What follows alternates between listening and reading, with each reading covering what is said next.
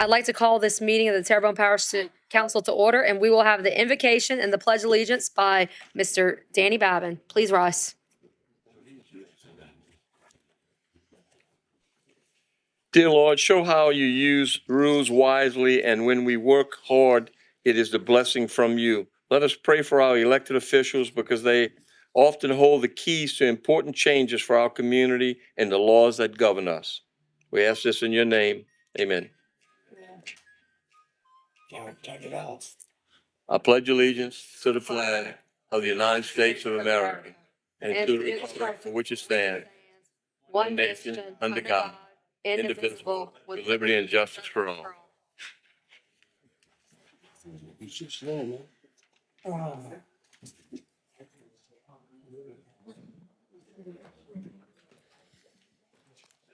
Can we get a roll call, please? Yes, ma'am. Mr. Dirk Guidry, Mr. Trusclair, Mr. Pleasure, Mr. Harding, Mr. Michelle, Mr. Amity, Ms. Domain, Here. Mr. Darren Guidry, Mr. Babin. Ms. Chairwoman, you have a quorum present. Thank you. Approve the minutes of the regular council session held on August 9th, 2023. Moved by Mr. Carl Harding, second by Mr. Darren Guidry. Members, vote your machines.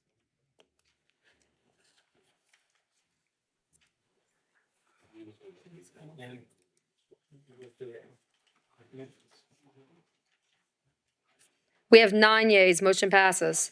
And I'm sorry, before I go to the next item, I would like to recognize all the members of our military that are here in the audience. We have lots of special guests from our military museum, as well as some representing our POW and MIAs.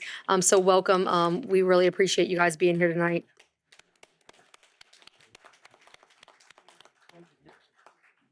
Oh, and we also have a nickel student here tonight, so thank you so much for being here.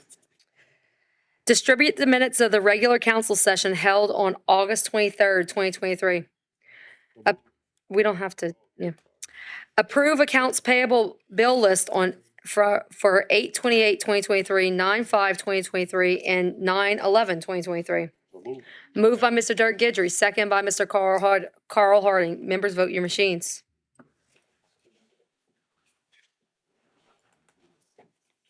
Nine yeas, motion passes. Item 1, general business. A proclamation proclaiming the week of September 17th to the 23rd, 2023 as Constitution Week in Houma, Terrebonne. Mr. Steve Trusclair. Thank you, Madam Chair. It gives me great pleasure to read this proclamation. It reads, whereas September 17, 2023 marks the 236th anniversary of the signing of the Constitution of the United States of America, with September 17 being the date in 1787 that the founding fathers, the framers of our Constitution, completed their work at the Constitutional Convention. And whereas it is fitting and proper to accord official recognition to this magnificent document and its memorial anniversary, and to the patriotic celebrations which will commemorate the occasion. And whereas Public Law 915 guarantees the issuing of a proclamation each year by the President of the United States of America, designating September 17th through the 23rd as Constitution Week in this great country. And whereas it is hereby requested that our stars and stripes, the flag of our nation, be flown in the downtown area of the city of Houma during this week to help celebrate this magnificent occasion.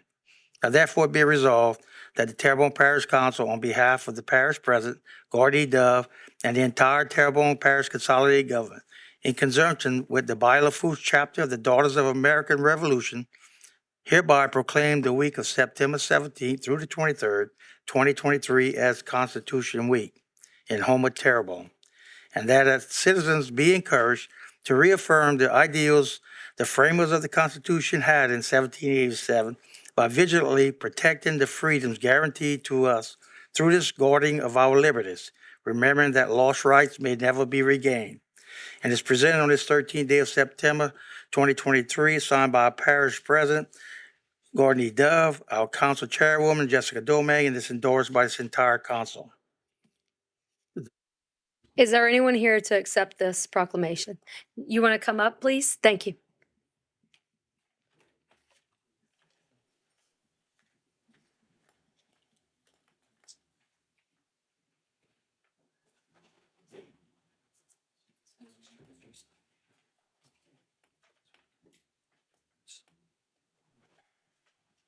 Would you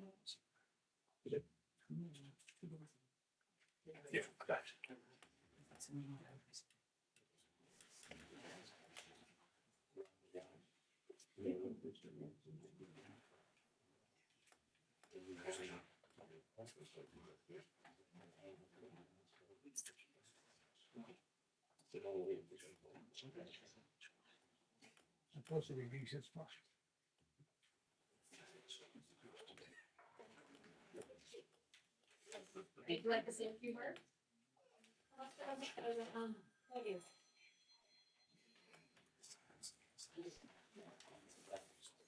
I do. I do have a little brief history of Constitution Week. In 2023, we recognized the 68th anniversary of Constitution Week. NSDAR President, past President General Gertrude Caraway was responsible for the annual designation of September 17th through the 23rd as Constitution Week. The DAR made its own resolution for Constitution Week, which was adopted on April 21st, 1955. Members of the United States Congress received the DAR resolution, and on June 7th, 1955, the resolution was discussed in the Senate. The first resolution was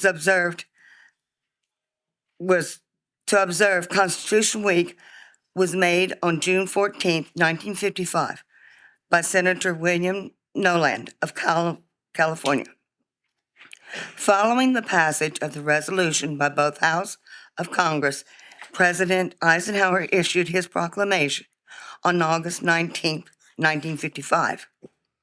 The observance of Constitution Week was so successful that on January 5th, 1956, Senator Noland introduced a Senate joint resolution to have the president designate September 17th through the 23rd annually as Constitution Week.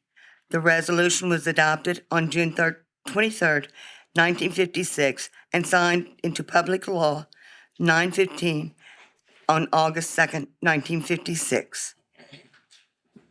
So it became, became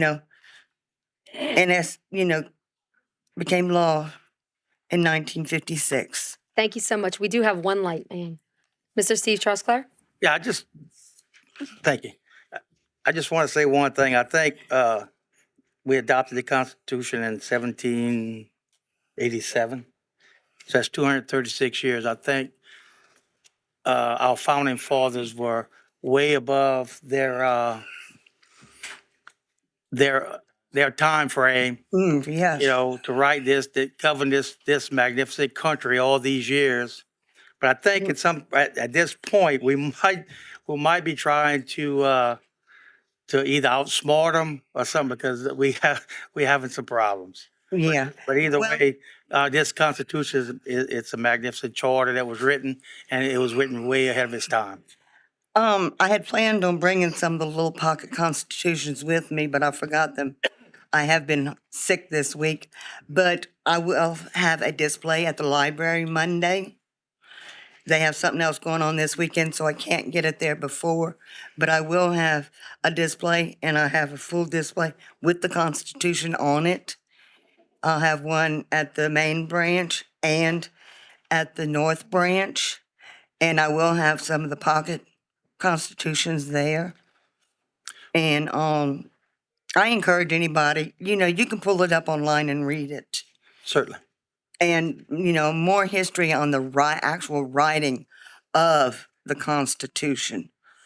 I know, I don't know, a lot of people, especially the people with the World War II Museum, know Mr. Gary Phillips. He has given us a presentation on the writing of the Constitution. And it's amazing what those men went through just to write the Constitution. Right. So thank you, and thank you everything you're doing for me. Thank you. Ma'am, can you come back to the microphone, please? I'm so sorry. We have one more light. And I'm sorry, I failed to get your name and address. Mary Guidry, 21 Bayou Side Drive. 21 Austin Drive. It's okay. It's okay. I do have one more light, and I do have one of those pocket constitutions, and I carry it everywhere I go. So thank you so much. Mr. Danny Babin. Yes, ma'am, and so do I. I have mine sitting at my desk at my office. You know, besides the Bible, the United States Constitution is the greatest document Oh, ever yeah. written. It I mean, is. in all these years, it's only been amended 27 times. That's unbelievable. Look at our state constitution. We got to do it just about every year. But in any event, no, this is. But like I said, besides the Bible, this is the greatest document ever written in the history of the world, and it probably will be. So, Yeah. and again, thank y'all for what you do. I'm a student of history. I have a history major, so I love it, and I keep mine right by my desk. So. Yeah.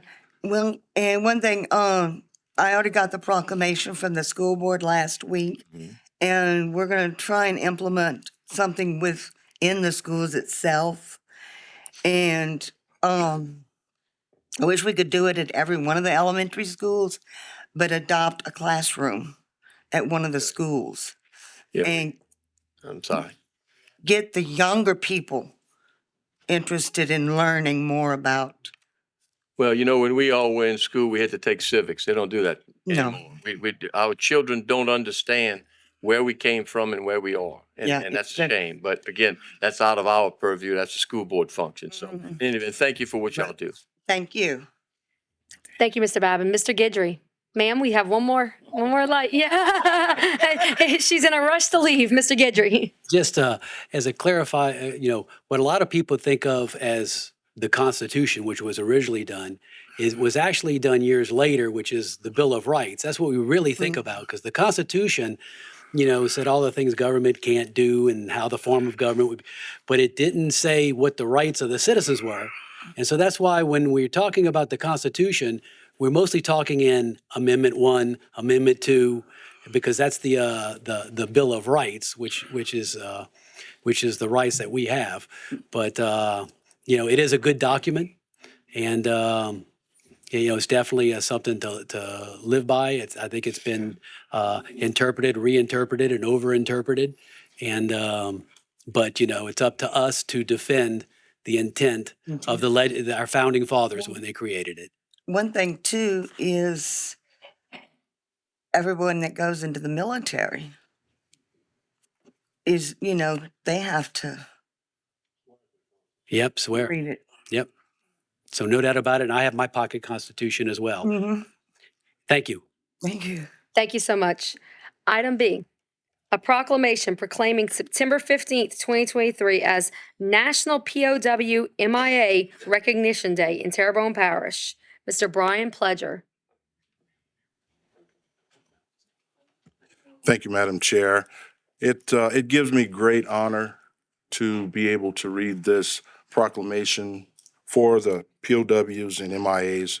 Being a military veteran myself and several others up here, we really do admire the fact that we have an opportunity to be able to recognize POWs. City of Houma, Louisiana, Parish of Terrebonne, a proclamation. Whereas National POW MIA Recognition Day was established in 1979 by President Jimmy Carter, and as is commemorated annually on the third Friday of September as an opportunity to honor and recognize our brave service members who are classified as prisoners of war or missing in action. And whereas National POW MIA Recognition Day is a day to acknowledge families, friends, and veterans who are awaiting recovery and identification of missing and unaccounted for service members from our nation's past wars and conflicts. And whereas acknowledged in 2019, World War II pilot Newt Heisley designed the POW MIA flag, made in black and white to symbolize sorrow, anxiety, and hope. And whereas the POW MIA flag will be flown daily in all places the United States flag is flown, including the Terrebonne Parish Courthouse, the Terrebonne Parish Government Tower, the Sheriff's Office, and the Houma Police Department. And whereas National POW MIA Recognition Day is a time where Terrebonne Parish residents can stand with POW and MIA MIAs and their families and support those who serve our nation in defense of the values we hold dear. And whereas National POW MIA Recognition Day in Terrebonne Parish is an opportunity to honor service members who were held captive and returned, as well as those who remain missing. And whereas National POW MIA Recognition Day and other military events help bridge the community and the military to build trust and support. Now, therefore be it resolved by the Terrebonne Parish Council on behalf of the Terrebonne Parish President, Gordon E. Dove, and the entire Terrebonne Parish Consolidated Government that the day of September 15th, 2023, be hereby proclaimed as National POW MIA Recognition Day in Terrebonne Parish, presented this 13th day of September 2023. Signed by the Honorable Gordon E. Dove, Council Chairwoman, Ms. Jessica Domingue, and this entire Terrebonne Parish Council. Do we have Yes, we do. If you guys would come up, please, and receive this.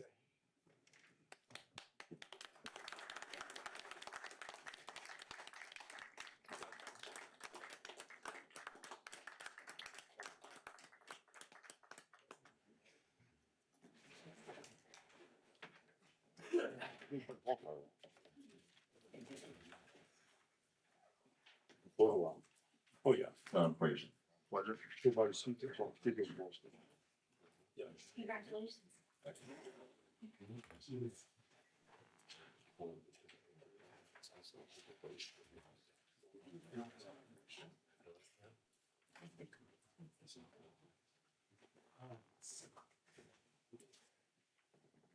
you so much. Come up to the mic, please. Thank you.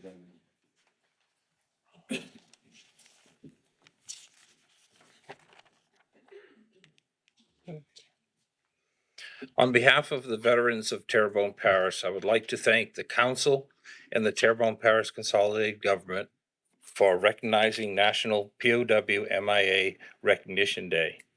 I appreciate the council for honoring the loss of service members listed as prisoners of war or missing in action. As of the latest update on May 22nd, 2023, more than 81,000 Americans remain missing from World War II, the Korean War, the Vietnam War, the Cold War, the Gulf Wars, and other conflicts. And also, I'd like to go ahead and invite everyone to attend our ceremony, which will be this Friday at 12:15 in the Courthouse Square. Thank you so much. And if you could just state your name and address for the record. Murdoch Gilmore, 208 Maple Avenue. Thank you, sir. Mr. Babin. Yes, I just want to thank y'all for what you do. My father-in-law, Ray Marcella, who died 4 years ago, was a prisoner of war in World War II for around 11 months. Came out weighing 81 pounds. That's hard to believe. I probably weighed that in the first grade, okay? But 81 pounds, and he lived to a glorious 96 years old. So, you know, we should never, and we will never forget what the sacrifice that people did for us, prior to us. 4 of us up here were in the military, and we know what it's like to sign that piece of paper that says we get willing to give up to our life for our country. And I appreciate all of our veterans, and what you guys do for the POWs and the MIAs is outstanding. So again, thank you very much. Thank you, sir. Mr. Brian Pledger. Thanks, Madam. So. Thanks, Madam Chair. I'd just like to expound on, and a lot of you military folks out here, you'll understand, and this is to the folks of Terrebonne Parish who may be watching. Not only that, folks here that might be assembled that might not understand the seriousness or what it really means to be a POW or MIA. They taught us in the military when I went in back in the late 80s, they taught us when we went into battle that we had to have, if it was me and 2 other guys, my battle buddies, 3 men in, 3 men out. Think about that a little bit. I see you shaking your head, some of you guys, so you know what I'm talking about. It's something that a lot of the civilian folks in the world don't realize and recognize. But it's something very serious, and I applaud you guys, and I'll be there on Friday. Thank you. Thanks, sir. Thank you so much, and we'll see you on Friday. Okay, thank you. Item C. Madam Chairman, for the record, John Frazier on 112 Tulip Drive, Houma. Yes, sir. Thank you so much. Item C, commendation commending the Hometown Heroes banner program for its effort towards highlighting and honoring local military families. Mr. Danny Babin. It is an honor to read this, and tonight is a good night. When we talk about the Constitution, we talk about POWs, MIAs, and then now our hometown heroes. It's a good night in Terrebonne Parish. Whereas Hometown Hero Banner Program recently began honoring 6 local heroes for the military service by placing banners dedicated to them along Barrett Street. And whereas the Hometown Heroes Banner Program provides an opportunity for military veterans and their families to be honored year-round via banners bearing their picture, name, and years of service. And whereas the Hometown Hero Banner Program was established as a collaborative effort between the Terrebonne Parish Consolidated Government, the Regional Military Museum Foundation, the American Veterans Advocacy, and Vets United to bring awareness of local heroes. And whereas the Hometown Heroes Banner Program is one of many programs dedicated to the acknowledging and celebrating those who have served bravely in the protection and promotion of their communities and nation. Now therefore be it resolved by the Terrebonne Parish Consolidated Government and the Parish Council on behalf of the Parish President and the entire Parish Consolidated Government that Hometown Heroes Banner Program be commended for its efforts towards highlighting and honoring the local military heroes of all Terrebonne Parish. Presented on this 13th day, September 2023, signed by Gordon E. Dove, Parish President, Ms. Domingue, the Council Chairperson, and acknowledged by the entire Council. I would like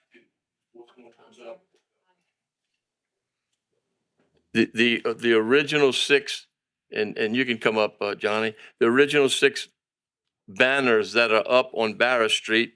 I'm proud to say one of them is my father-in-law, Ray Marcello, Mr. C.J. Chris, Mr. Geis, Mr. Ken Royston, Mr. Carl Daddyvo, and Mr. Glenn Voisin. If you pass in front of the museum, there's 3 on one side and 3 on the other. It's a very good initial thing to get moving in Terrebonne Parish. So thank you, guys. Thank you so much.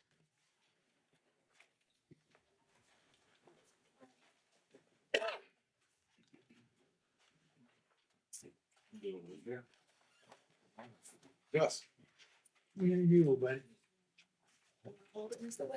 Yeah, Mr. Will.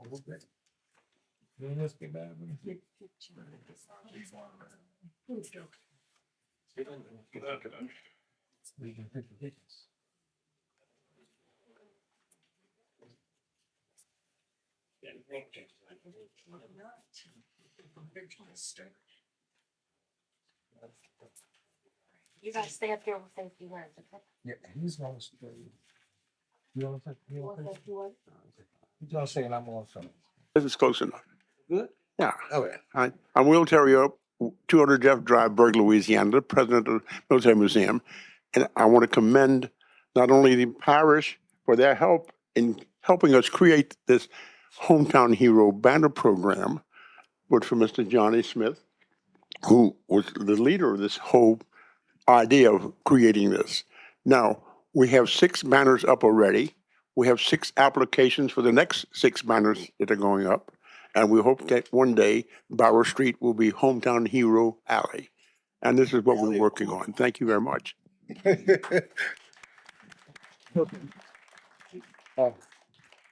I would like to add to that for,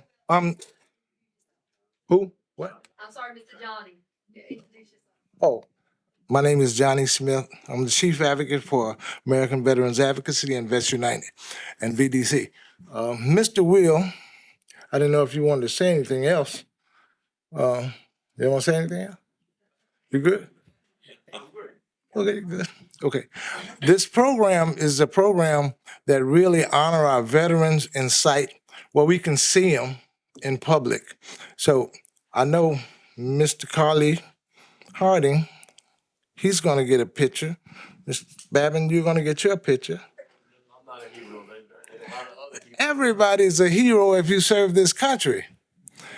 But what we really need is we really need help on getting the donations in to help get those brackets for the poles that we're putting them on. The corridor that we're looking at on Barrel Street, we're going to go from Main all the way to 311. And we want to put those banners on both sides of the street. We might have to double them, but I think we might have up to, Mike, what we got? About 100 poles? I think that was like 56 from what I remember. 56? Yeah. Yeah. Okay, but we need help to get these brackets made to put on these poles. So if anybody wants to contribute to that, they can talk to Mr. Mike here or either Linda Tutu. Rick, stand up and let me see who you are, Linda. She got bad legs, so she can stand up. Okay, you have to contact her at the museum, and we really do need that money to come in for get those brackets made. So if we put up, what, 56 on that corridor there, and we rename that, it would come all the way from Main Street all the way to 311. And then if we can get it to turn and go down 311 to the park, we would add that. But the main concern is who those poles belong to, and that has to come from the parish. And I want to thank y'all very much for doing what you're doing for us. And I think we're going to swear everybody in as a veteran now. So everybody now becomes a veteran. Thank you, Mr. Johnny. Now, don't go anywhere. I got a few lights on, okay? Mr. Harding. Oh, okay. Yeah, yes. Mr. Harding. Actually, if you folk that are here and then that are listening, these three items that we've just actually presented proclamations for and sitting back and listening. And Mr. Trusclair, he made mention, the first one was in reference to the Constitution. The Constitution, and in that proclamation had the word freedom came in. And you look at the next one was for POWs and MIAs. That's folk that serve in the military, they put their life on the line. And you look at the heroes and look at the opportunity that we that are here in America, those things we've been fighting for a number of years. And I remember when they flew me all the way to the Philippines, I didn't know the world was that big. Me do you? And on an amphibious assault carrier, my first night on the ship, I slept with my head out the bed. But from a little fella that go all the way across there willing to fight for his country, I was traumatized. And we have to look at people that serve in the military. You really don't know what's going on in their head. They're putting their life on the line, and they come from small towns everywhere, and they worry about family and country. And we have to address an issue. We can put as many flags as we want. We can put on all kind of programs we have all through the city. But then there's a serious problem of homelessness, mental health. These people that support these veterans, there's a problem here. It's good. I don't have to be the hero. My Uncle Louis Ruffin, who has a Purple Heart, who is deceased, he's a hero. Right. So we have to address the issue. We can do this all we want. But I really look at all that red, and I appreciate everybody here. And I'm a veteran, and I volunteered. And I can tell you, I may not have been as traumatized as some other folk. I was on a ship. They didn't shoot at me. I didn't have to duck down in the cold weather and go through this and go through that. So we as Americans, we that have an opportunity to show our appreciation, we can really show our appreciation by giving them better housing, giving them better jobs, giving them better mental health, giving them better assistance, giving them better opportunity in our grocery stores and other opportunities that we have out there. Because at the end of the day, we must take care all of our veterans so we can have the freedoms, so we can have those people that are willing to actually put their lives on the line. Then we have the true heroes of every American that supports another American here in the United States. Thank you very much. Very well said, Mr. Harding, and we agree with everything that you just said. Mr. Babin. Yeah, I just wanted to mention one thing about the banner program. The parish worked on and continues to work on the brackets, okay? What Johnny was mentioning is we do need some donations to pay for these brackets because they do get to be a little bit expensive. Far as the banners themselves, we as the family members who have their family member up there, we bought the banners, okay? Actually, they say they last about 2 years, so I bought 4 of them, Yeah. okay? That way I know for You a have good enough. 10 years, my father-in-law's picture will be up there without having to replace it. But in any event, this is a program that's just in its infancy right now, and we want to try to build on this. And the more things that we do like this, the more patriotism that we have, the more it catches on to go along with what Mr. Harding just said. That way we don't forget, okay? So it may just be a symbol, but that symbol has a lot of meaning to it. So again, thank you all. And I just wanted to pass that on. I thank you. Mhm. Done? Thank you, Mr. Johnny. Item D. Madam Chair, I make a motion, we go into 6:30. We have a motion to go in 6:30 public hearing by Mr. John Omedy and second by Mr. Dirk Gidry. Members, vote your machines.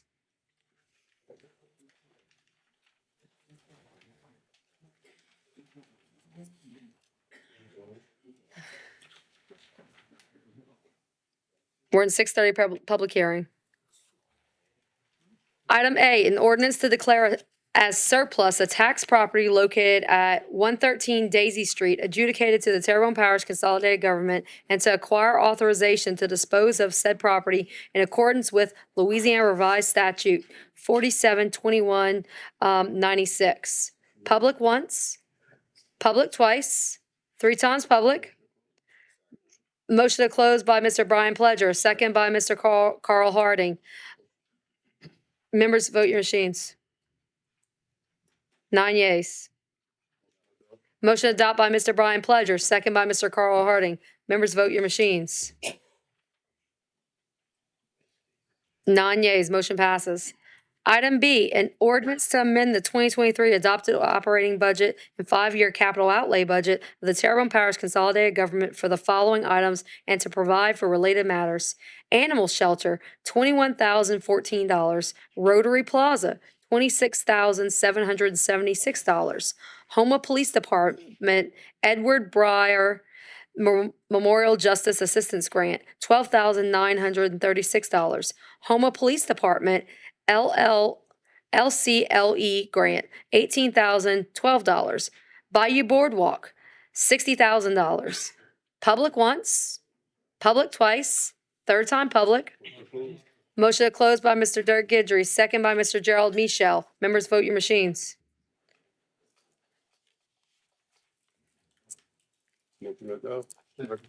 Motion to adopt by Mr. Dirk Gidry, second by Mr. Gerald Michel. Members, vote your machines.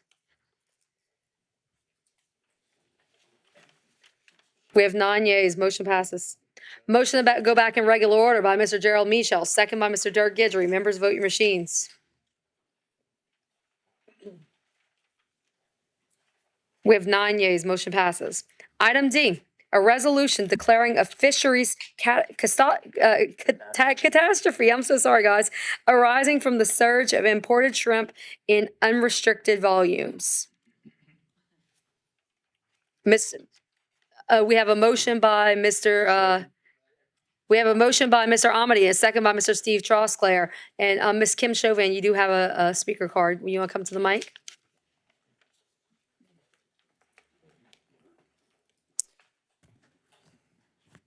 Kim Chauvin at 5248 Bayou Side Drive in Chauvin, Louisiana.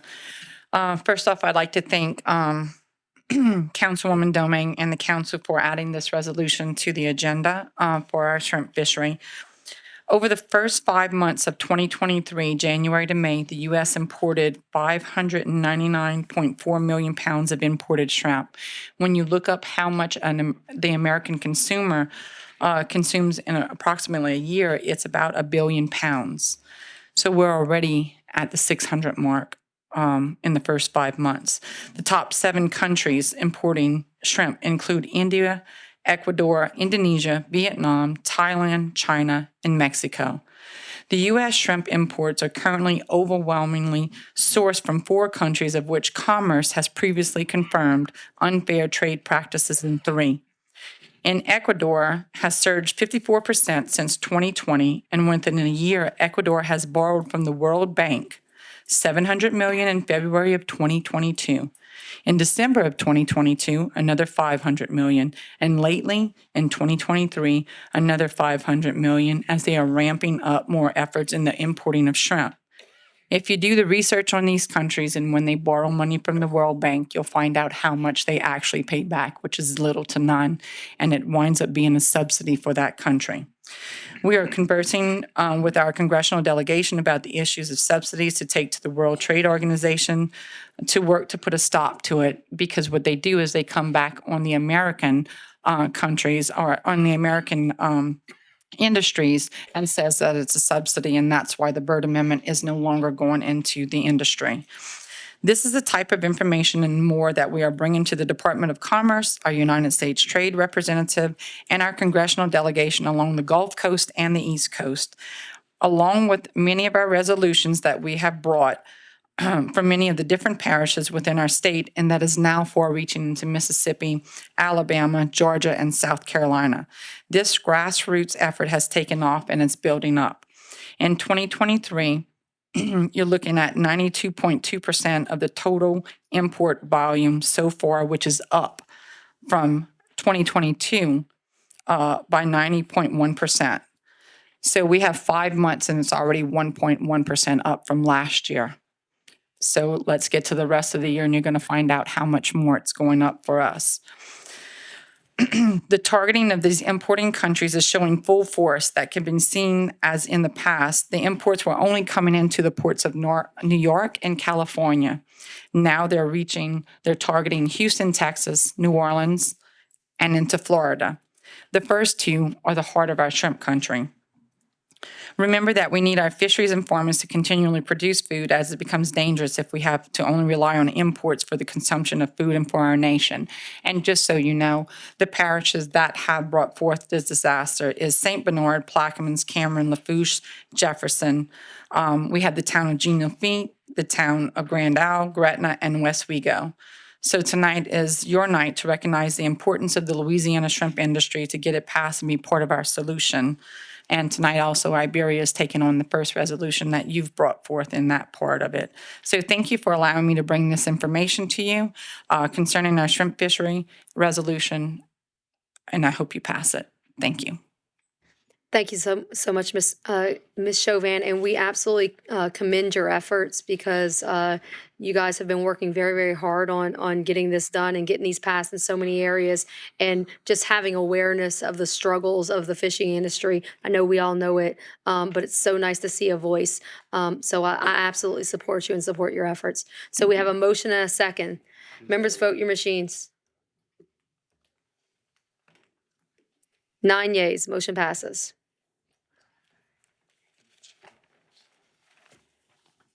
Item E, informational update by Bayou Cane Fire Chief Ken Hemel regarding recent March fires. Chief? Thank you, Madam Chairwoman. Ken Hemel, Fire Chief, Bayou Cane Fire Protection District. I just wanted to come by to kind of give you guys an update of what's been happening and what's still going on. Thank you for the opportunity to do this. So far, this event constitutes approximately 3,932 acres, of which about 2,250 have burned. To give you an idea, I got in the fire service 30 years ago. And if you'd have told me 30 years ago that I'd stand before you guys and give you a report on a wildland fire in South Louisiana, I'd have took that bet every day of the week. But yet here we are. The marsh has burned in that area several times, never like this. I think what made it so different than the other times that it's burned is we are in severe drought. It has been severely dry. So all of those things kind of came together at the right time and created the perfect storm, if you will. Um, Unfortunately, the humidity that we hate in South Louisiana is actually doing us a favor right now. So this morning, if you drove in from like Highway 90 into this way, the smoke was pretty bad. Um, and that's because the humidity was so high this morning, and the little bit of fog that we did have, it just kept the smoke really, really low. To kind of give you an idea, it's where it was probably worse where our Station 2 around the HL Bourgeois area, a little bit further south. So I know we're all hoping to get a nice cool front to come through, and that's great. I can't wait for it. But what we're going to have to watch is when those less humid days come in and it's really dry, it can pop up the fire conditions again. So some of the points I'd like to bring out is this is what's called around the country the wildland urban interface. And if somebody would have asked me to go to that conference a couple of years ago, I'd tell you it made about as much sense if you'd sent a guy from Kansas to a hurricane conference. But again, here we are. So that wildland urban interface can be anything where wildlands and urban areas come together. Do we have wildlands here? Technically, no. Is Bayou Cane an urban area? It's getting there. So where that marshland was, it absolutely was a wildland urban interface for us.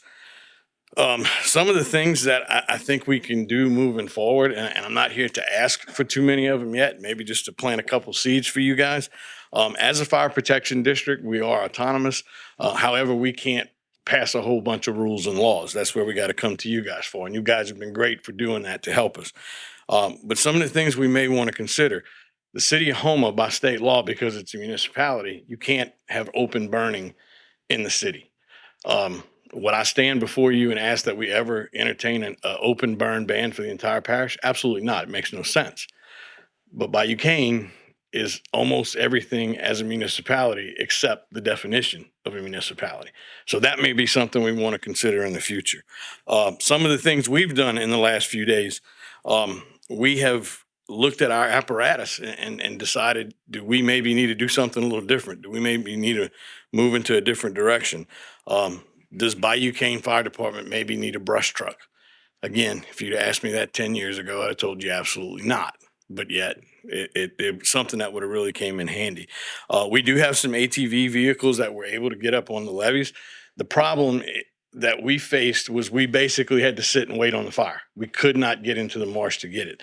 All the fire apparatus that we have, the ladder trucks, spraying water into the marsh really did no good. So we kind of had to decide, where's the fire coming? That's where we kind of drew our line, if you will, and fought fire from there. So even after this area, which, to give you an idea, if you look at the marsh that burned and is still smoldering today as a rectangle, it's bordered on the north by Highway 90, the south by Savannah Road, the eastern side would pretty much be West Main, and the western side is 311. Now, the fire didn't get to 311, but that's just to kind of give you some boundaries. One of the things that we're extremely fortunate for is at the height of this event, no homes were in any kind of imminent danger. So I guess the line in the sand that we drew was we're not losing any buildings, and we didn't. I will tell you this, Terrebonne Parish, and I think it's because what's going on in the southwest portion of the state, the fact that an island in Hawaii basically just burnt, and that's all on TV. People were nervous. People were scared. We had calls asking if the city of Houma was going to burn. We had people call and ask us if Fletcher was going to burn. And you don't ever want to say never, but the answer was absolutely not. So I do think that weighed heavy on a lot of people's minds. And we took those calls and we tried to answer as many of those questions as we could to the citizens, because it is a scary thing. It's not something we've dealt with before. Usually when the marsh burns, it's a couple hunters that want to get the last few rabbits in the marsh out of the marsh. Wasn't that way this time. It was something that just really blew up a lot quicker than we expected. The event actually started on, let's see, I got my notes here.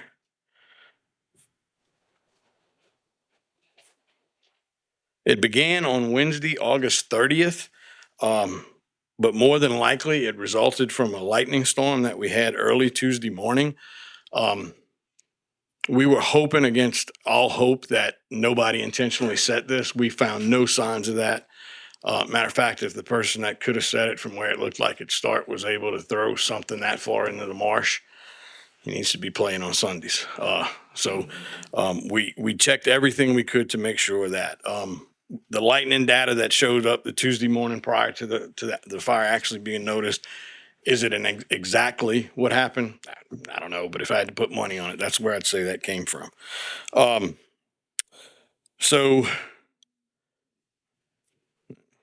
Technology, gotta love it.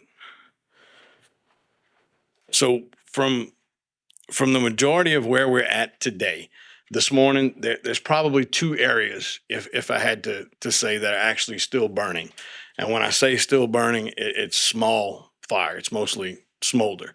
To give you an idea, if you were looking at an aerial view of the marsh, there's a set of power lines that kind of come across right at the Coteau Road area. That's about the halfway point, and that's where the fires still are. It's two small fires. We're checking on them every few hours. If somebody calls about the smoke, we absolutely go out and look and check. There are a lot of people that thought the fire was going to jump the bayou that runs behind Rouse's and all those neighborhoods. It absolutely did not do that, nor was it in any danger of doing that. So I stand before you to thank President Gordon Dove and Terrebonne Parish Consolidated Government for all the help we got from you guys.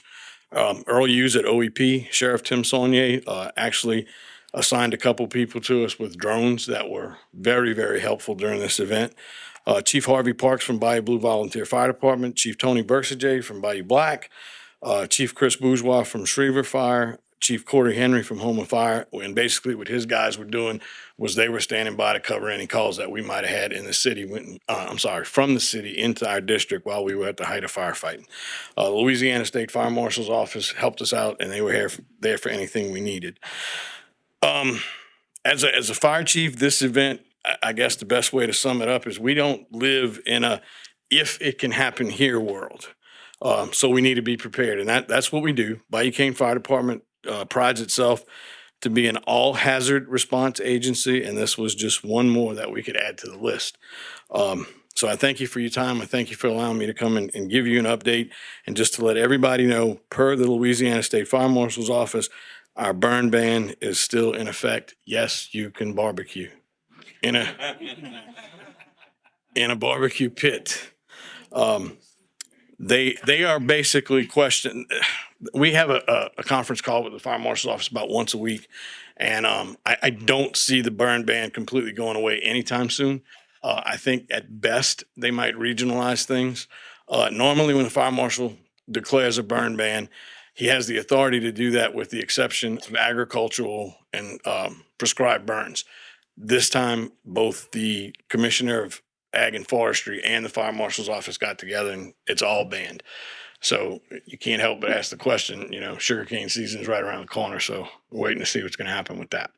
But this was it was an event where we kind of got to look at ourselves in the mirror as a fire department. We went and addressed a lot of areas that we thought could have, if things would have gone bad, where could it have been? And all those areas were always under our watchful eye, and we made sure that nothing bad ever happened. So there we go. Thank you for that update, Chief Hemel. And I have spoken to several of the chiefs in the other areas. And I know it's budget season, but maybe if you guys all got together, I know we do need some fire boats. I believe we have one.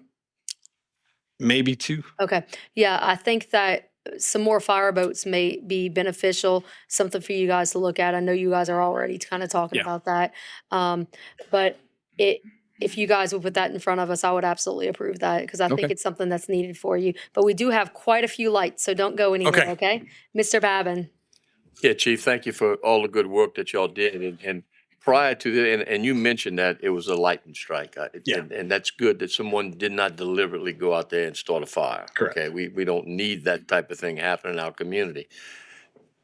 Probably about a week or 10 days prior to this, Chief Burcheshet, and I always mispronounce it, and actually Brian Abad from Bide the Lodge, we had a couple of small fires on Upper Bide the Lodge that were taken care of right away, but we had a smoldering fire behind Plantation Gardens, Terra Cane, Cottonwood Drive, Sugarwood, and it just smoldered for about a week to 10 days, and it was impossible to get to it.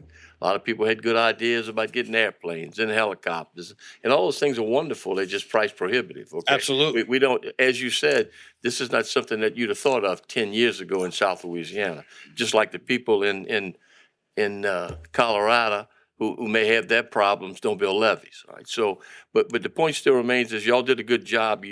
When an event happens, you have to find your strengths as well as your weaknesses, and I think that y'all are all doing that. And the beauty about the fire department is a lot like the military. You might, during the week, argue with each other, but when the time comes, you're all together. Absolutely. And the fire department does an outstanding job in the parish, and we're fortunate to have all of y'all. But thank you very much for the response that y'all did. And one other thing, as you said, the concentration was you couldn't get to the fire to put it out.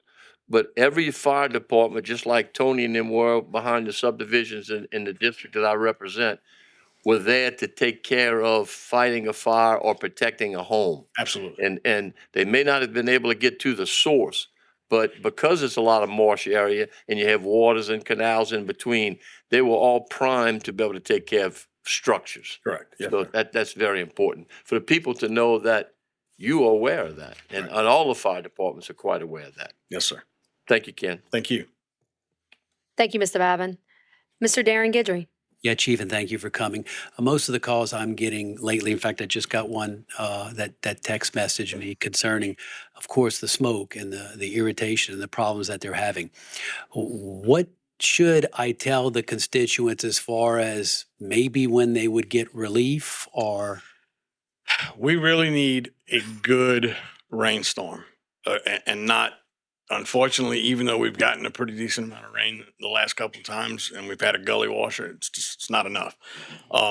One of the things that we tried to put out on our social media stuff as quickly as we could when the smoke was at its worst. And if you're getting smoke today, it's just as bad in your mind as it was a week and a half ago when it was really bad. What we try to tell them is shelter in place. I know not everybody can stay in the house all the time, but almost the same kind of precautions you would take if it was sugarcane season and they were burning the sugarcane fields. I wish I had that crystal ball. I would think if we continue with the weather the way it's been yesterday and this morning, possibly as early as this weekend, they should see a significant change. And if we could get one win out of the north, it would really, really help things. So, And I think I did see there was like a 50-50 chance Yeah. of rain Saturday and Sunday. So if we get I hate this, I ask for rain on a weekend, but my daughter, who's 13 going on 40, she's been seeing a lot of the stuff I've been doing at home. And she asked me the other day, she said, thought you were a fire chief. What are you so worried about the weather? When did you become a meteorologist? And I'm like, they're kind of butting heads, So that's the biggest thing we can do. Thanks, right Chief. now. I'll pass on that Thank you. message. Thank you so much. Mr. Harding. Hey, good to see you. When I saw the smoke, I called John Almady, and I went riding around. Man, you've been there 30 years. I've been retired from the fire department for 26 years. And I want to commend the mutual aid agreement that y'all have. I was there with Corey, with Steve Pineville when we had the conference call. We also had something down in Gibson. So when Corey sent his folk down there to help the people that were in Gibson. And I found out when I went to Schriever, state police was over there. We had the assurance that we had a controlled burn. Another thing about the controlled burn is the fact that you don't want to use your resources, tire your manpower out. So You made mention of something, and when I was a firefighter, there's a difference between the city and the rural areas. And sometimes the rural areas they can get away with some things. Even in the city, sometimes they burn, and you can call. And there's no teeth really in there if you actually do something for them, unless you actually catch them red-handed and something happens. So that's maybe some consideration going down the line where we can actually have situations with the weather being the way it is, and where we can actually have a little teeth in that, because it can be rather tiring. And then that small little fire can actually turn into another Hawaii situation. So we want to give you a little more teeth. Hopefully we can actually, whatever the system can do. And you made mention something, I think Ms. Doman alleviated to that, whatever support you need. So, you know, man, you know, I'm a firefighter. Absolutely. Yeah. So, Absolutely. well, that's the point I want to make. But most importantly, how Terrebonne Parish as a whole, the fire department as a whole, and other agencies actually came and actually supported everything. And I really felt safe when I went home. Thank you. Thank you very much. Appreciate it. Thank you, Mr. Hardy. Mr. Pledger. Thanks, Madam Chair. And Chief, I want to echo everything that all my colleagues up here conveyed to you. But also you made a comment about going forward, you'd like for the council, Terrebonne Parish Council, to help you guys out in a sense of putting some rules in place and ordinances, which we have some things in place now, but something with a little more teeth like Mr. Harding was mentioning just now. I think that's something that should come from you guys. Totally agree. You and Corey and the rest of the fire chiefs get together and, you know, you guys brainstorm and figure out what will be best for us in this parish, because outside of Mr. Carl Harding up here, I don't think anybody else knows about a fire. I'm just figuring that, you know, so I really encourage you guys to do that and let us know so you can teach us. Sure. So we can put those things in place so we don't have, you know, events like this that happen, or, well, we can't really stop Mother Nature, but, you know, we can stop individual property owners and people here in Terrebonne Parish from making accidents. Absolutely. We can definitely do that. Thank you, Chief. And once again, thank you so much for everything that you guys do, not just now, but always. And, you know, we always support you, but this is just not another example of what great people we have in Terrebonne Parish. Thank you very much. Just keep it up. Thank you. Thanks. Item F, a motion to discuss with possible action regarding derelict cables belonging to local utility companies and their hazards. Mr. Steve Trosclair. Yes, thank you, Madam Chair. I put this on the agenda again. We've had it on our agenda several times in the last couple of years.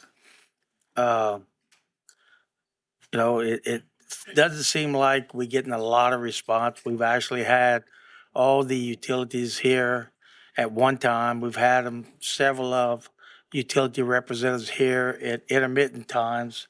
We've had public service commissioners here, you know, a couple of times, especially since the hurricane. And it doesn't seem like nobody's putting any teeth into making these utility companies clean their messes up. You know, granted, the hurricane caused a lot of problems for a lot of people, but we as a parish are pushing our residents to clean up their messes, and we holding their feet to the fire to get it done. But then we got these service companies or utilities companies, you know, be it cable, telephone, utilities. These companies that are they're just not doing their jobs and not taking care of the parish.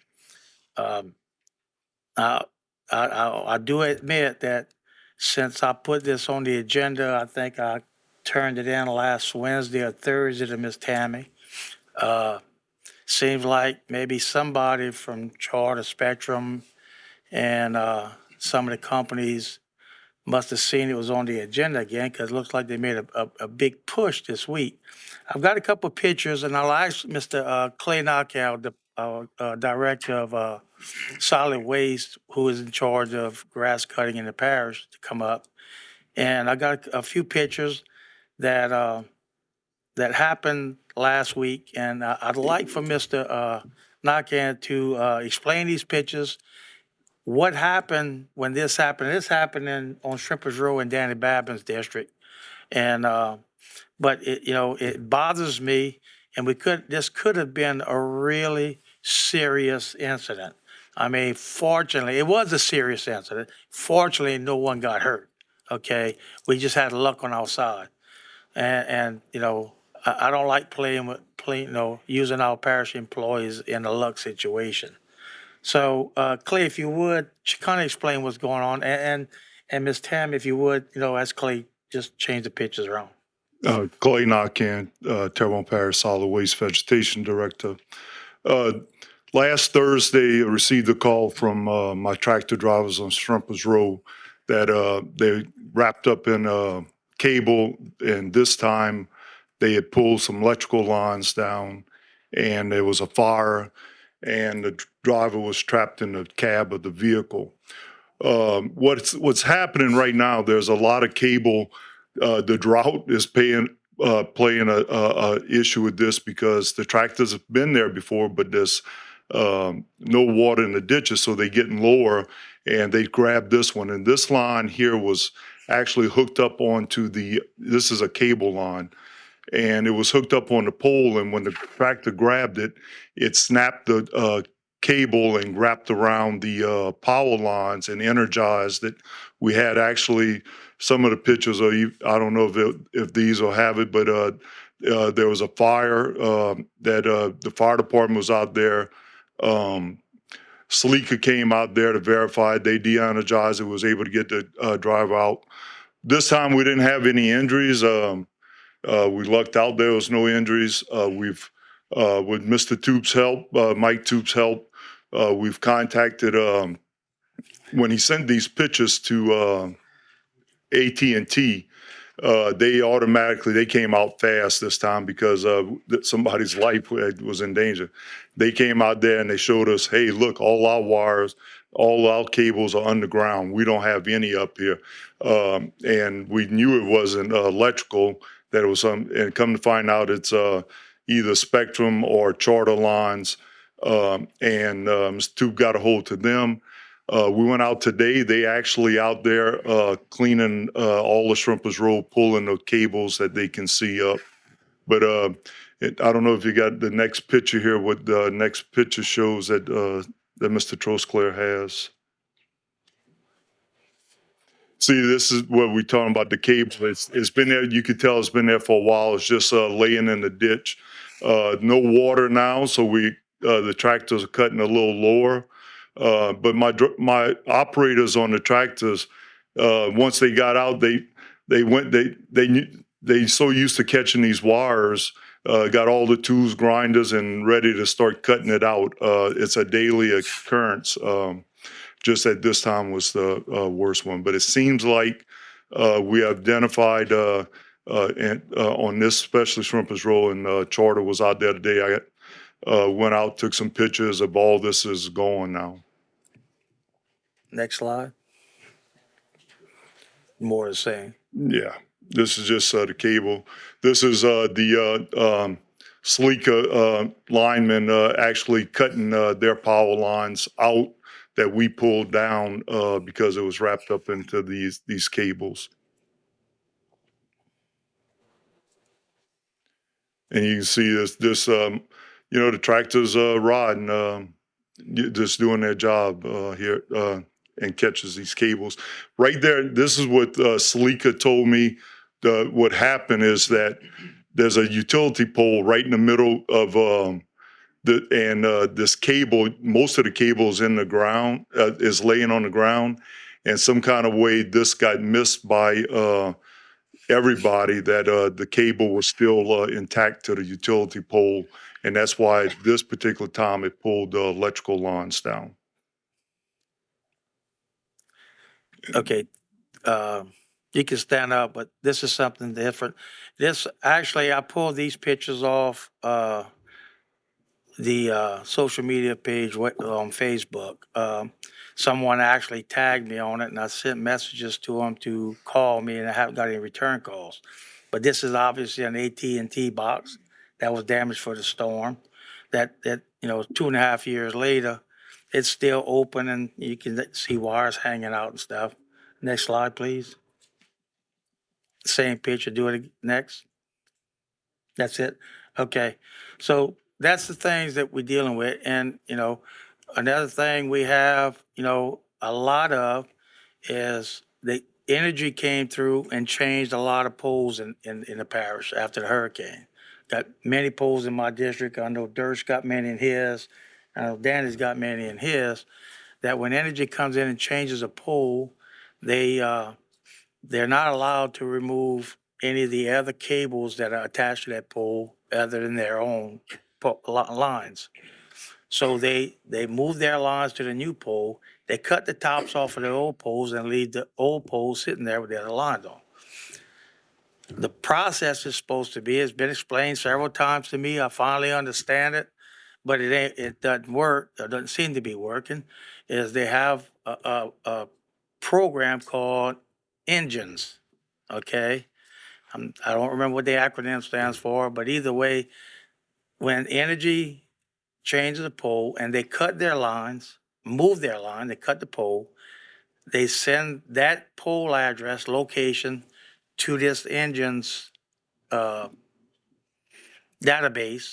That database sends that information to all the other service companies that own that pole, which in theory is supposed to alert them to go move their lines to the new pole, then send it back to engines, and then engine sends it back to energy, and energy can go remove the old broken pole. Well, I know for a fact in Country Drive especially, energy came through about 6 or 7 months ago and did their thing. So you got, I think, was it 22 poles you counted, Mike? 22 poles that are cut with wires hanging on them, and nothing's been happening. Now, since I put this on the agenda, yesterday I did see in the charter, and it's mostly charter spectrum. Charter truck there yesterday moving some lines. Now, they wasn't there today, but they were moving some lines yesterday. But it just seems ridiculous that we gotta wait and we gotta waste time at our meetings and to bring this up. Mike spends a lot of his time. I know I keep Mike on this thing all the time because I'm always calling him. And he probably sends me 20, 25 emails a week, correspondence that he's doing. So we're wasting a lot of time with these guys, and I don't know what it would take. We've had, they don't answer to parish. We have no direct control over how and what and when they do it. They work through the Public Service Commissioner's office in Baton Rouge.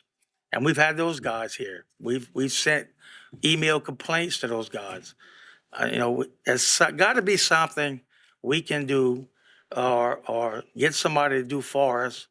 I talked to our lead department, see if we could even sue. I mean, just this one incident with the cables, we lost a half a day, at least 6 hours cutting grass because of this one incident.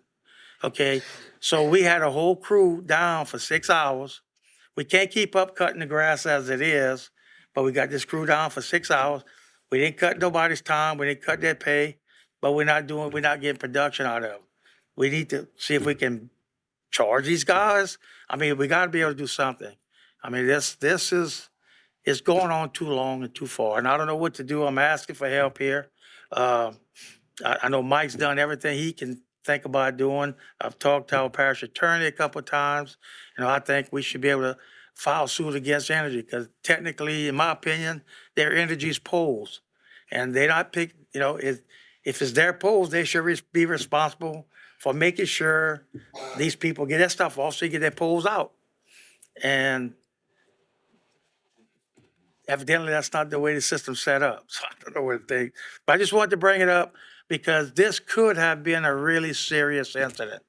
And it's not the first time this was brought up. It's not the second time it's brought up. This is probably the 5th, 6th, 10th time that this was brought right here to this council.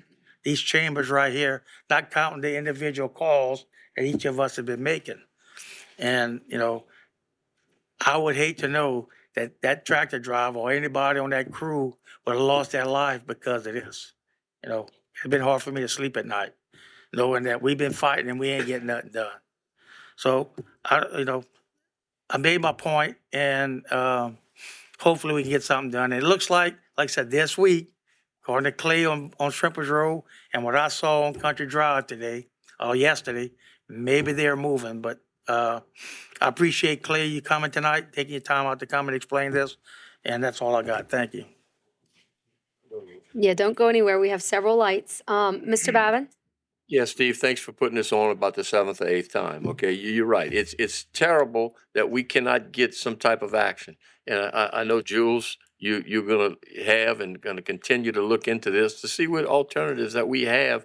It's something that maybe we as a council can pass. And again, I just don't know if there's anything there. I trust your judgment that if you can find something that you will.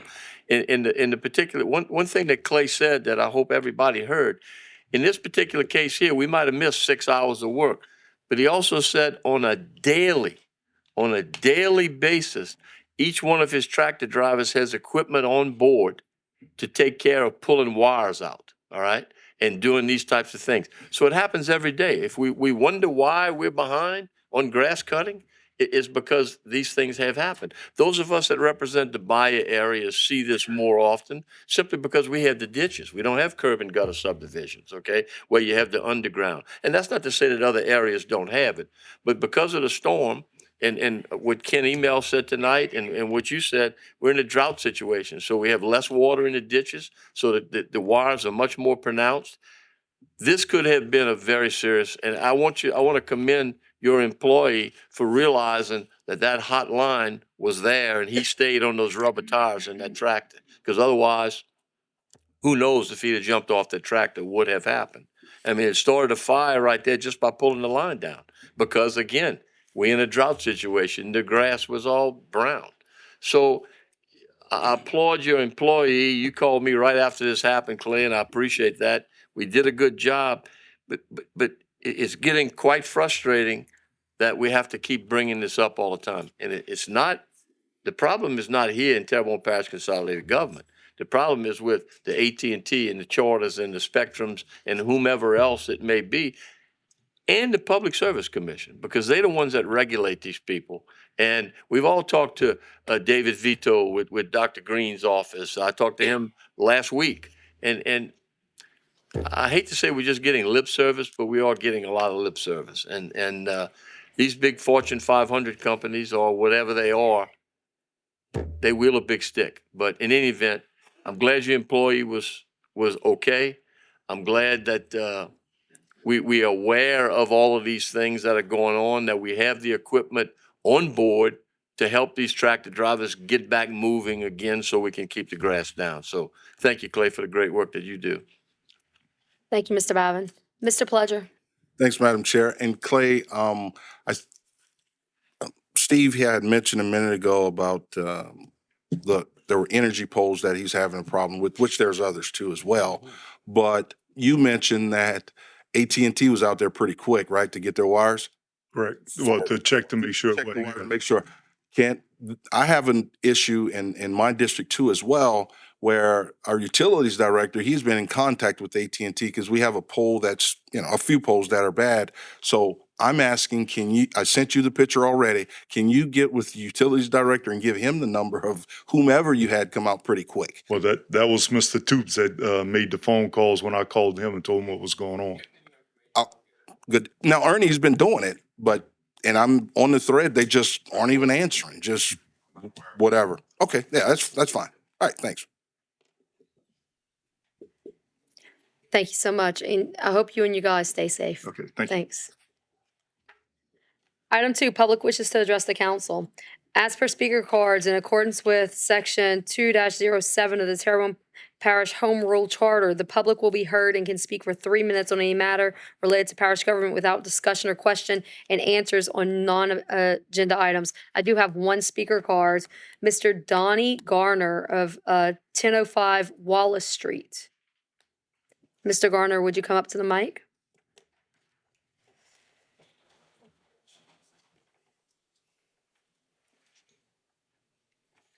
And Mr. Garner, give me 1 second. I'm going to start your timer.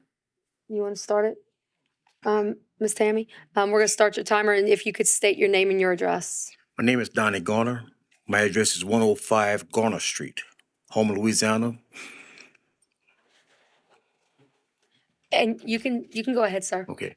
I'm here tonight, asking the council, because I'm running to a dilemma. At 1005 Wallace Street, that's one of the properties that, my mom have. You know, my mom is deceased, and, it was half property. My uncle Laurel, he's also deceased. I'm responsible for my mama's share, which I've been taking care of since 1981. Now I have a shed right next to the house on the same property that I've been using for the last 30 some odd years for my electrical equipment. I'm an electrician by trade. Now, there have been some complaints about the house, okay? The house been there since forever. And they say they want to get it condemned and torn down, so the council agreed and condemned it. I have been saying that I'm gonna tear it down myself. Tearing down is no problem at all with me. But I got a tin roof on the house. I have a service running off the pole that's still energizing the meter pan on the house. They hadn't had electricity on this home for the last 20 some odd years. All I'm asking is, I need that wire cut. It's funny to me because, like I said, like I told the councilman, by me being an electrician, it was nothing but a phone call for me to call the wire complex yard over there on Tunnel and tell them I need a wire cut. I got a job to go out here and do. They come out and cut the line. People that I don't even know. Here it is a piece of property that I owned. I've been paying taxes on for God knows how long.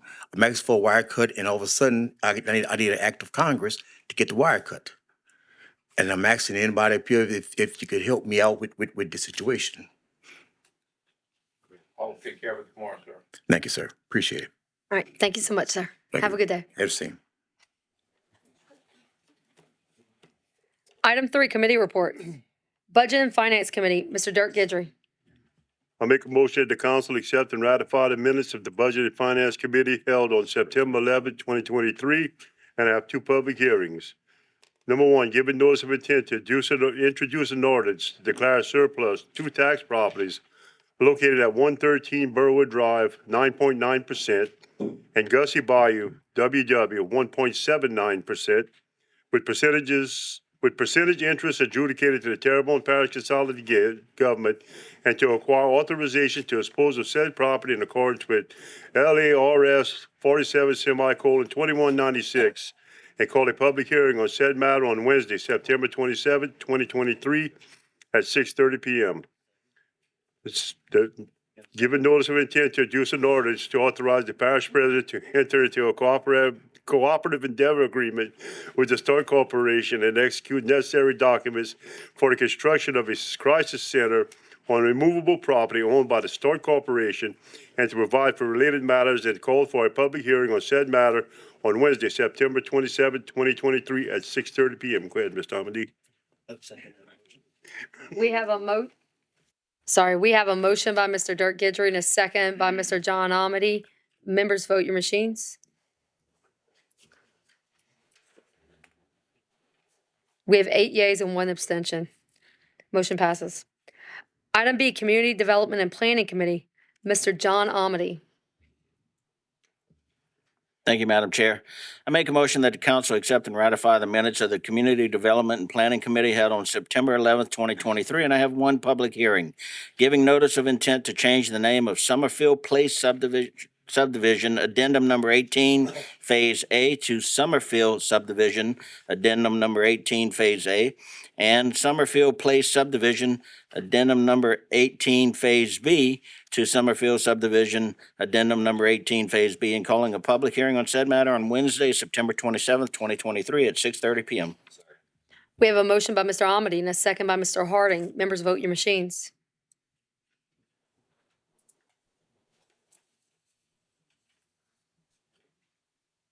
Nine yeas, motion passes. Item C, Public Services Committee, Mr. Carl Harding.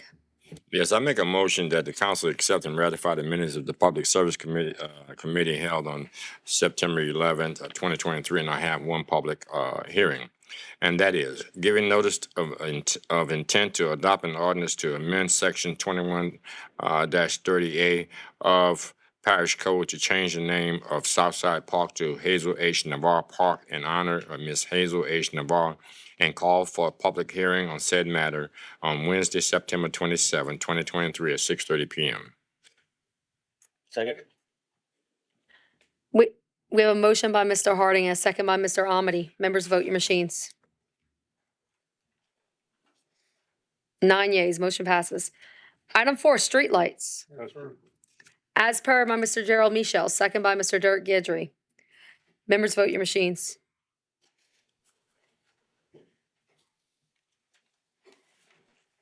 Nine yeas, motion passes. Item 5, notice of meetings. Approving council staff attendance to the LAMSA Annual Fall Conference to be held from September 20th to the 22nd, 2023 in Houma, Louisiana, as per current travel policy. Moved by Mr. Gerald Michelle, second by Mr. Dirk Gidry. Members, vote your machines. 9 yeas, motion passes. Item 6, appointments to various boards, committees, and commissions.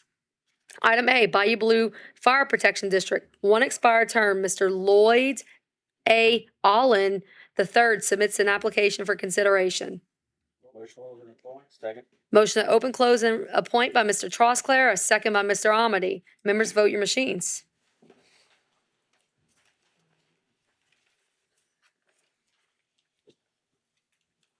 Nine yeas. Congratulations to Mr. Allen.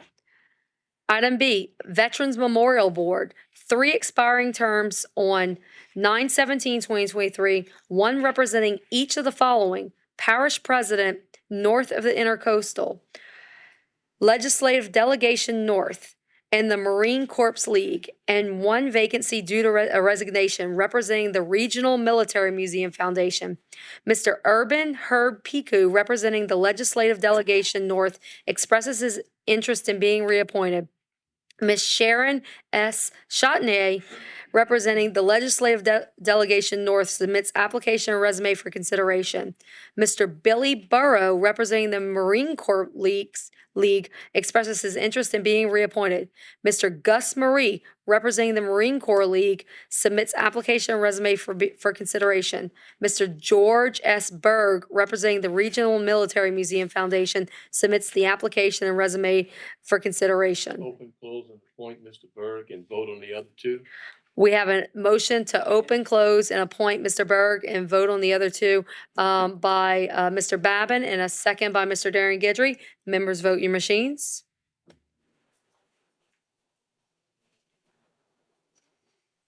Nine yeas. Congratulations to Mr. Berg. Voice vote? Can we get a call for a voice vote? Yes, we need a voice vote on the other 2. We need a voice vote. First, we need a voice vote for the one representing the Legislative Delegation North between Mr. Urban Herb Piku and Miss Sharon Chotney. Okay, Mr. Gidry, Dirk Gidry, Piku. Mr. Trusclair, Mr. Pleasure, Piku. Mr. Harding, Mr. Michelle, Mr. Amity, Piku. Ms. Domain, Piku. Mr. Darren Gidry, and Mr. Babin. Second unanimous, Piku. Okay, we have 9 for Mr. Piku. Congratulations to Mr. Piku. Can we get a voice vote now for the Marine Corps League, representative of Marine Corps League between Mr. Billy Burrow and Mr. Gus Marie? Mr. Dirk Gidry, Mr. Gus Marie. Mr. Trusclair, Mr. Pleasure, Mr. Gus Marie. Mr. Harding, Mr. Michelle, Mr. Amity, Marie. Ms. Domain, Marie. Mr. Darren Gidry, Mr. Babin, Unanimous again, Mr. Marie. 9 for Mr. Marie, 0 for Mr. Burrow. Congratulations, Mr. Marie. And is Mr. Piku or Mr. Marie here tonight and would like to say a few words? Or Mr. Berg? Well, congratulations, guys. Item C, Tita, 1 expired term term on September 9th, 2023, representing the Parish Council, and 2 expiring terms. Mr. Michael Lewis expresses his interest in being reappointed, representing the Parish Council. Open, close, and appoint Mr. Lewis and hold the other 2 open. We have a motion to open, close, and reappoint Mr. Lewis by Mr. Babin, and a second by Mr. Steve Trosclair. Members, vote your machines. We have 9 yeas, motion passes. Item 7, vacancies to various boards, committees, and commissions. Recreation District Number 23 Board, 1 vacancy due to a resignation. Recreation District Number 10 Board, 1 expired term on October 26, 2023. TITA, 2 expired terms. Terrebonne Parish Tree Board, 3 vacancies due to the resignation. Airport Commission, 1 expired term on October 26, 2023. Coastal Zone Management and Restoration, 4 expiring terms on October 31st, 2023, each representing the following entities: 2 representing the public, 1 representing recreational fishing, and 1 representing property owners, and 1 expired term representing commercial fishing. Veterans Memorial Board, 1 expired term on September 17th, 2023, representing the parish president north of the Intercoastal. Yeah. Before you go on, you may want to go back to D. I know it was pulled, but. Oh, I'm so sorry. Yes. Okay. Item D was pulled as Planning and Zoning Commission, 1 vacancies due to a resignation. Mr. Leeret pulled his application. Item 8, monthly engineering reports, as per by Mr. Dirk Guidry. Second by Mr. Steve Trosclair. Members, vote your machines. 9 yeas. Item 9, announcements. Parish President, Mr. Toops, any announcements for the Parish President? All right, any council members' announcements? No. Mr. Gerald Michel, yes. Thank you. Please, if you have possible, give blood. Thank you. Thank you. Motion adjourned by Mr. Gerald Michel, second by Mr. Brian Pledger. Members, vote your machines. Good night, everyone.